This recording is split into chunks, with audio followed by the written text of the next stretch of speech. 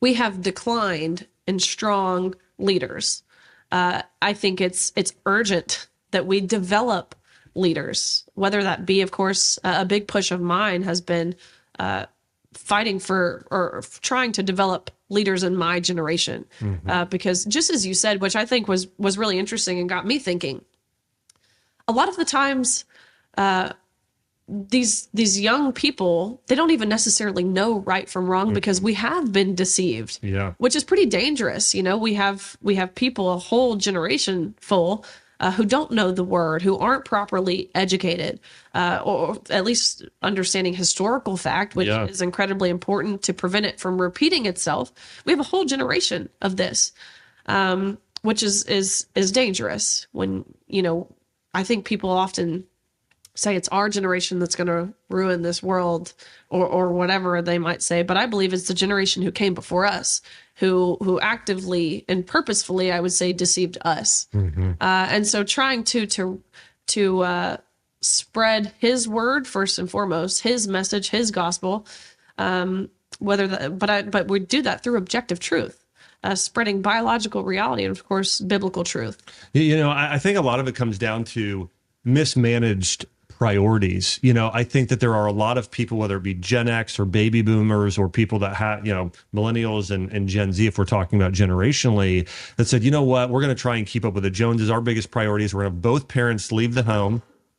We're going to have both parents leave the home, start working. We're going to put our kids in daycare, and we're going to let society, we're going to let the schools, we're going to let media start to raise our kids, rather than us saying, no, it's not our third priority. It's not our second. It's literally our number one priority. I think Chelsea and I really think about this as well. And I think that I try and be sensitive around this topic. At the same time, I try and always speak the truth around this of, you know, when we talk about, for instance, you know, successful female entrepreneurs, one of the things that happens is that's part of wisdom is knowing what the trade-offs are. Okay, well, if you go work full-time and the husband works and they're in daycare, well, there are studies showing those kids have a higher risk of ADHD and mental health disorders and not being able to regulate their sympathetic and parasympathetic nerve systems, and later on trouble not as successful at learning. So my point there is saying, and that's only one small part of it, but also saying, hey, it's our job as parents to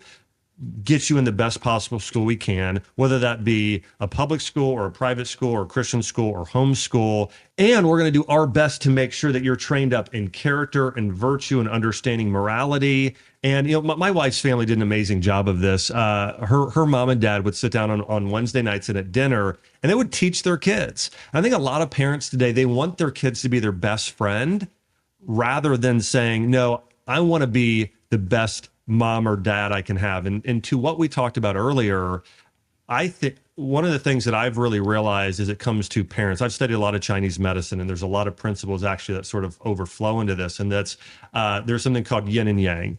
And basically the Yin is the feminine, the Yang is the masculine. And what happens is in parenting, you want to have somebody that is nourishing. That's the mother. I'm nourishing, I'm loving, I'm compassionate, that side. And then you also want the father who is discipline and justice and challenging you. That's the father's job. Like, yeah, hey, little Riley, hey, I'm going to have you in 40-degree water in December for 5 minutes because we have to do that. But it's this beautiful blend of the masculine and feminine, of nourishing and challenging. And when those things can happen together, it creates the most compassionate, loving, but just and strong human being possible. So all that being said, one of the big issues I do see definitely is parents saying, we're going to give the government, we're going to give educational systems, we're going to give the media that responsibility, and we're going to go out and try and make money. And I don't think that the intent was not necessarily evil. I think the intent was, we want to provide for our kids. We want them to have a bigger house or even a second home or to pay to go to this thing.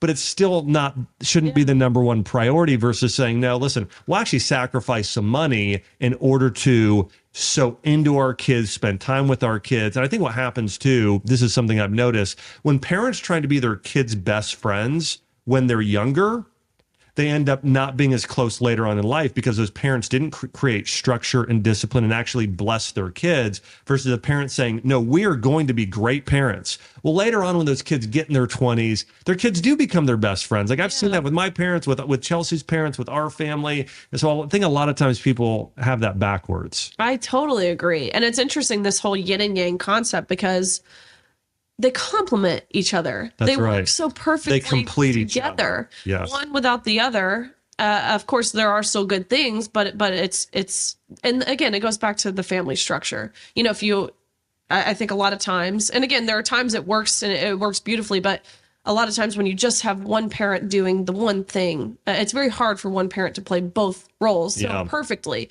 But yeah, they complement each other. So I think that's incredibly interesting. And I think we've reached a point too where as a society, and why we see this, this movement really taking precedent, taking control, is because we've emasculated men. And it's the feminist movement that's done it. We've emasculated men. We've deemed masculinity as toxic, as bad, as this undesirable trait for men to possess. But as said, we need strong men. But you couldn't be more correct in terms of how our priorities are not in check as families, which all of this stems from the home, and transcends beyond that. And that's why our education system has gone the way that it's gone, and our government. I mean, it's almost as if we've allowed this to take over the public square in quite literally every realm. Which is not good for society, for families, for Christians, really. Yeah.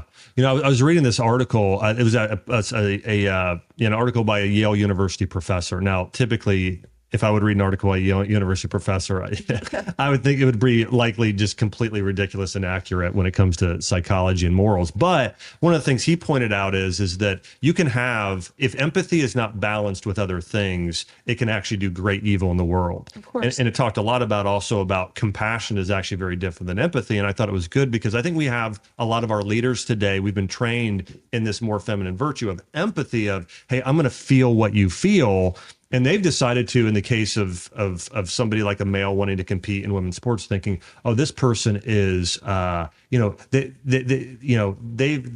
have this thing that they can't change, sort of this, mental issue they can't change. And if we don't let them just do whatever they want in this entire world, then we're being somehow mean to them. But I think the thing that a lot of people miss here is that the most compassionate thing would be to do what's best for God's design. Hey, listen, you were designed like this. And hey, actually doing your fourth year as a swimmer, and even though you're not at the top, you'll learn a lesson of sportsmanship. You'll learn a lesson of, there's a lot of other lessons to learn. And I see this as well. I think a lot of people don't understand, to have great character, you have to not only have love, but you have to have truth. Right? Or you have to have compassion, but you also have to have justice. And so without that, you actually it becomes a vice. It actually becomes that thing to destroy you. So I see this a lot of times today as people all talk about empathy, but also I think it works both ways. Like, there's empathy for someone in your situation, and also being, committed to the truth. So if you think about it, it's what Jesus did so well, is a balance between grace and truth, because I mean, he washed the feet of prostitutes, but at the end he said, go and sin no more. That's right. And I think if you're all grace, no truth, just as you said, then you're, I believe, merely incompetent. And if you're all truth and no grace, then you're self-righteous. So it does have to be a balance between those things, and that's what's lacking. People are struggling with how to balance these things, and it goes both ways on both sides. We have people who are all truth, who are lacking the compassionate, the grace, peace, and then we have, of course, what we see, I think, more prevalently is all grace and no truth, and they're putting feelings over fact, which has led us to, again, where we are. But I couldn't agree more. And it's something we should all challenge ourselves to do, including myself. I find myself sometimes not doing the best job of giving grace. whether that be within my personal relationships, my husband, my family. It's hard sometimes to put yourself in another person's shoes, but everyone should be challenged to develop. It's a skill, I would say. It's certainly a skill set to be able to maintain those two things, but everyone should certainly try.